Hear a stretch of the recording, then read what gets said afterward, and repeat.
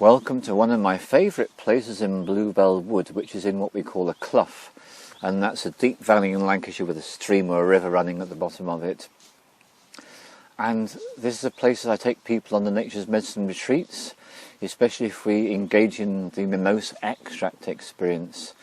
So where we are is we are in an oak grove, so I'm sitting in more or less the centre of this amphitheatre, and I'm surrounded by a grove of oak trees.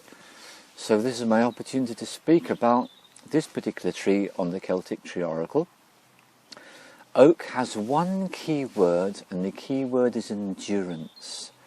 And when you look at these oak trees, you'll notice that about them. They're really extraordinary, the shape that the branches and the trunks take. They don't necessarily go straight up, they're affected by the environment, by the winds, storms, whatever comes their way.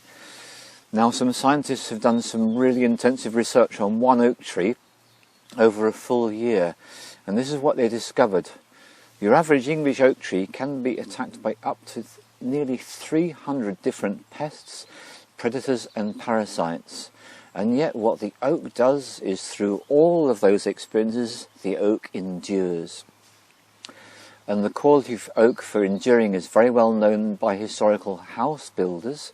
If you look at a classic medieval Tudor house, and there's an image for you, that house is basically built on an oak frame. And the thing about the Tudor house is you actually get to see the oak beams exposed. They may be stained a dark colour, but they're nonetheless oak. And in fact, I've even lived in a house which was an oak house, and they weren't treated any way whatsoever. It was actually built in the reign of King Charles II and still going. So oak has this wonderful capacity to endure, which is why it's a very useful wood for building, but also it shows us that no matter what comes the tree's way, no matter how many pests and predators attack it and engage with it, the oak continues growing.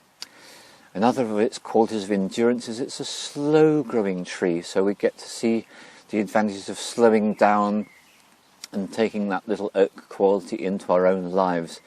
And when we are going through challenging experiences, remind ourselves, this too shall pass, and I endure. So a little bit more about an oak grove. Oak groves were historically made use of by druids. So there's been a sense that the indigenous inhabitants that were working cyclically in this country were very tuned into the quality of the oak tree and found it very useful to work with. There's also a relationship between the oak tree and the holly tree, and the holly tree represents the turning of the year from the end of the year to the start of the new year. The end of the old year, the beginning of the new year is what relates to holly, but oak is very much relating to high summer, when the leaves are this beautiful vibrant green and the plants are just turning that sunlight into food. And this gives me an opportunity to speak about the wonder of plants, because plants are so remarkable. We, all of us, owe our existence to plants. We live on this ball of rock which we call Earth, with a magnetic iron core. It's got a layer of soil over it, and just 1 cubic centimetre of soil contains millions of microbes. Just think about the amount of life there is in 1 cubic centimetre of soil. That's quite significant.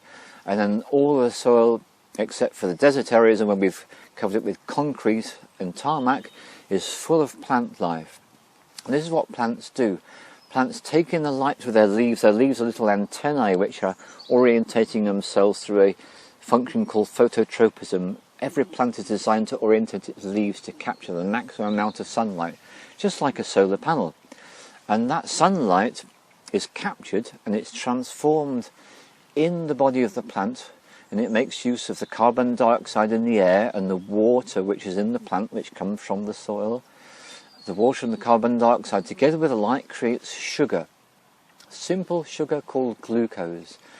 And when you think about the miracles of nature, I am astounded, and I'm very grateful for my training as a biologist and a scientist, because I know these things. So what is so remarkable about that glucose which all plants produce whenever the light is shining, that glucose can be transformed by the magic of the plant into anything that the plant requires. It can transform it into fats, into proteins, into alkaloids, which can be made use of for plant medicines. It can be transformed into woody tissue, which literally creates the trunks and the stems of the tree. It can create root tissue. It creates every single part of the plant. And here's the gift of the plants. This is why I'm so in awe of their majesty, because what they give us, they give the human beings food to eat, nuts and other such fruits, and then the animals are given sustenance from the trees and other plants. So all animals and all human beings feed off plants either directly or indirectly. And then there are other forms of life like fungi. Well, fungi break down dead matter and they cause it to decay. So again, they're consuming the plants and getting energy from them. Nematodes, tiny little worms that you find in the soil, again, they're consuming the breakdown products from the plants. So it could be argued that the true source of life on our planet is primarily the sun, and we get the mediation of the energy of the sun through all of the plants. And then I want to finish by feeling a great gratitude of the colour green. I know the green feeds my heart centre and the heart centres of all beings. So great gratitude to the plants, and great gratitude to the oak tree for showing us the power of endurance. Thank you very much.